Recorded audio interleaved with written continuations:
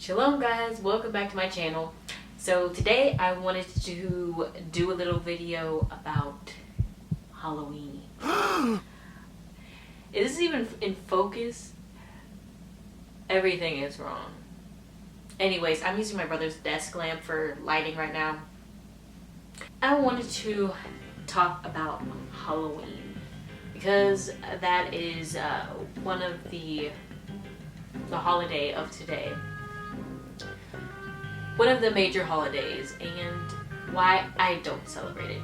And I mean, if you're a grown adult who still goes around in costumes to people's houses so you can get candy, I don't know what to say about you. So I'm gonna read an article about the origins of Halloween, because a lot of the reasons why I don't celebrate holidays, any of the holidays that are, on the regular American calendar, is because most of them have pagan origins. And when you look at those origins, they have nothing to do with the scriptures. I'm gonna read today a little bit about the origins of Halloween. And I mean, when you go to Walmart or Dillon's and they have all their Halloween decorations up and stuff, I mean, how do you equate this at all to God and spirituality? I mean, there are spirits.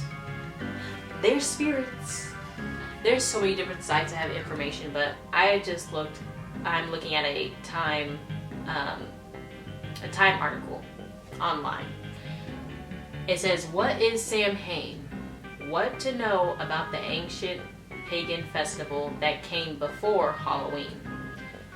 So yes, I'm going to be reading from this article, and it's one of the top ones that pulled up, but you can just do your research about, I mean, pretty much everybody knows that the origins of this are not good. But they want to have their little parties where they can dress up, which some of these people. And also, all the cases of little kids getting special treats. And when you go to a stranger's house, you don't know what they could be giving you. Like, they're gonna say, oh, here's a little chocolate. You don't know if that's chocolate. Like, you don't know. That reminds me of, what movie did I watch? I think it was Hidden Figures. And one of the black servants to one of the white people basically gave her chocolate pie. Anyways, so this article says, dressing up in costumes and trick-or-treating are popular. I can't even read. Are popular Halloween activities, but few probably associate these lighthearted fall traditions with their origins in Samhain, a 3-day ancient Celtic pagan festival. Okay, so this is a Celtic pagan festival. Christian churches, they'll be like, okay, yeah, you guys are doing Halloween, but we're gonna have a clean version of Halloween. We're gonna have a fall festival. Anyways, it says, for the Celts who lived during the Iron Age, in what is now Ireland, Scotland, the UK, and other parts of Northern Europe, Samhain, meaning literally in modern Irish, summer's end, marked the end of summer and kicked off the Celtic New Year. So it's something to do with end of summer. Okay, let me upgrade the lighting. Let me get the effects going. Samhain was a time of stock taking and perhaps sacrifice. I'm gonna put this lighting back because we don't need all that. We don't need all that. According to The Guardian, much of modern pagan practice is based in the wheel of the year, a major determining factor in Celtic worship.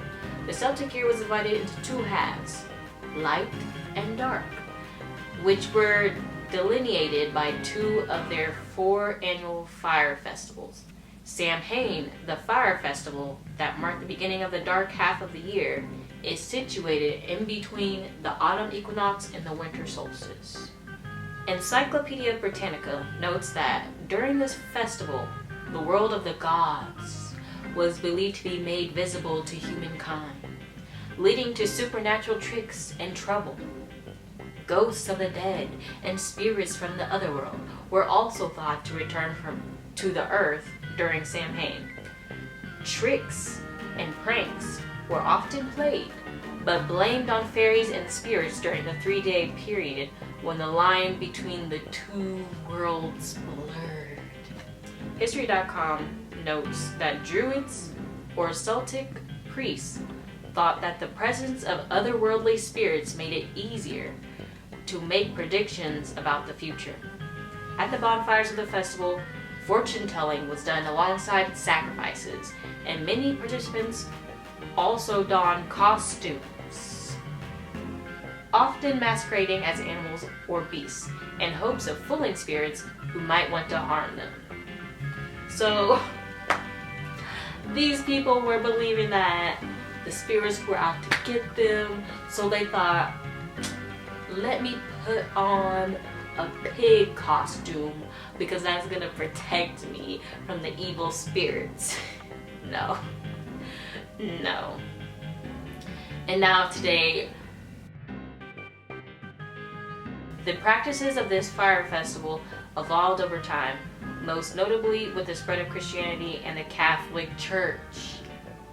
In Jack Santano's Halloween in America, Contemporary Customs and Performances, he explains how during this time, many of Celtic traditions were reframed with a Christian narrative in an attempt to capitalize on the popularity of the pagan practices while spreading the new religion. That reframing created many of the Halloween traditions that people still participate in today. So, like I said, today, now it's more commercialized, it's more popular. It was May 13th in the year 609 that Pope Boniface declared a celebration called All Saints' Day, also called All Hallows or All Hallowmas. The day before it was thus known as All Hallows' Eve. The church's capitalization on Samhain's traditions didn't end there, however.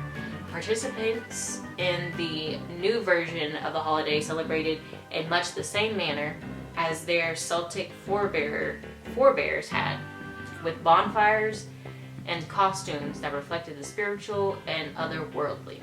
Let's say there's an apple, and on the outside it's all smooth and bright red, it looks right, but the inside of it is full of worms that have already eaten out all that apple and is rotten on the inside. You can't make that apple good. So that's all I wanted to say about this. My house is going to be very dark today. So hopefully no people come to our house. If they come up to our porch and ring our doorbell,